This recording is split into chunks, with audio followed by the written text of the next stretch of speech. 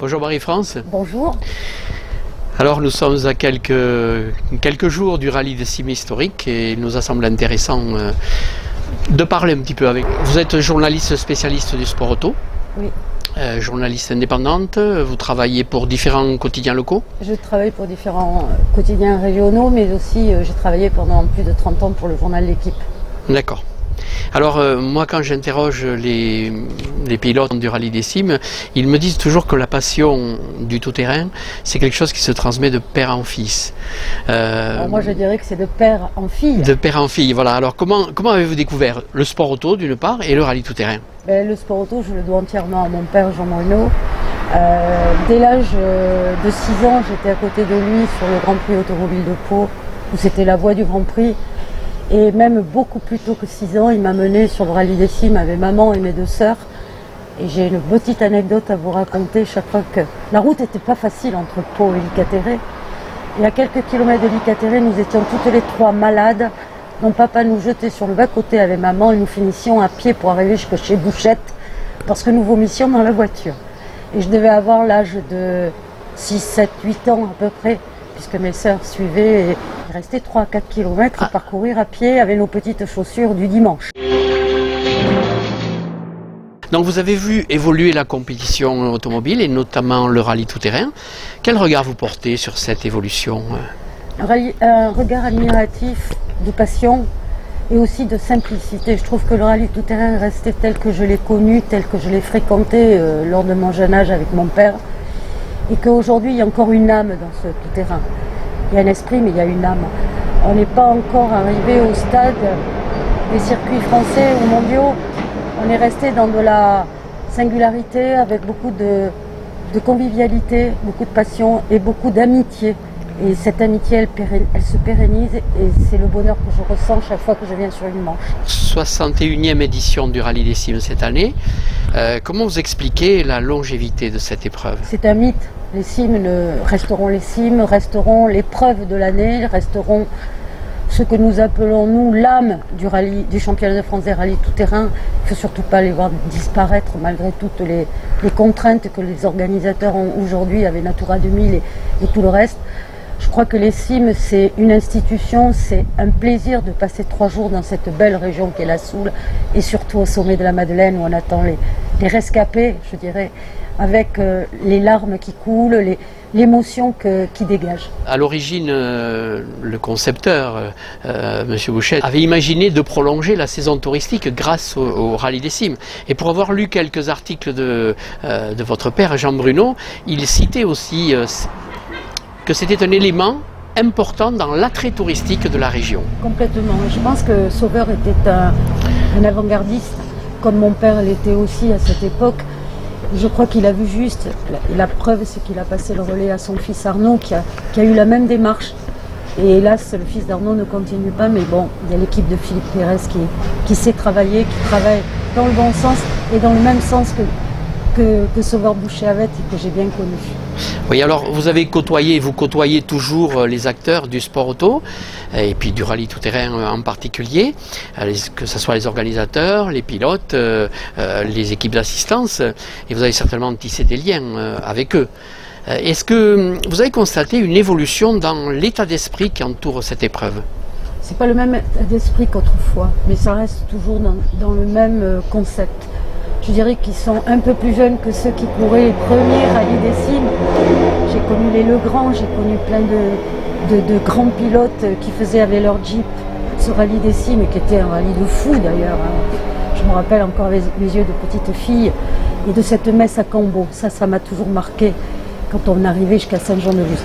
Aujourd'hui, je dirais que le rallye des cimes a quand même gardé sa profondeur. Et que grâce à tous ces concurrents qui sont des purs amateurs, qui bichonnent leur voiture, que ce soit dans leur garage ou que ce soit par des préparateurs, on ressent toujours la même impression de passion et la même impression du bien faire et du savoir-faire.